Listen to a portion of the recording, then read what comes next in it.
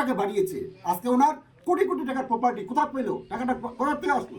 বললাম ভোটের আগে যে যুবসাথী 21 থেকে 40 বছর, ওগুলা কিচ্ছু হবে না। যুবসাথী যুবকরা, যুবক যুবতীরা যুবসাথীর ওই কয়েকটা টাকা দিয়ে সন্তুষ্ট নয়, ওদের চিরস্থায়ী কর্মসংস্থান চাই, কাজ চাই। পরেশচন্দ্র অধিকারী মেকলিগঞ্জ কলেজ জন্য কি করেছে? এখানে আমাদের রাজবংশীয় ঘরের ছেলেমেয়েরা পড়াশোনা করে, এই রাজবংশীয় ঘরের ছেলেমেয়েরা যাতে মানুষ হইতে না পারে, যাতে করে মক্ষর হয়, তার রাস্তা উনি তৈরি করে দিচ্ছেন মেকলিগঞ্জ কলেজে। নাই কোনো অনার্স, নাই কোনো মানে ভালো স্টাফ, উনি এই জন্য ওনার কোনো মাথা ব্যথা নাই। ওনাকে এমএলএ হইতে হবে, ওনাকে কোটি কোটি টাকা ইনকাম করতে হবে, শিলিগুড়ির মতো জায়গায় কোটি কোটি টাকা প্রপার্টি বানিয়ে রাখতে হবে। উনি নিজেরটা শুধু ভেবেছেন এতদিন ধরে।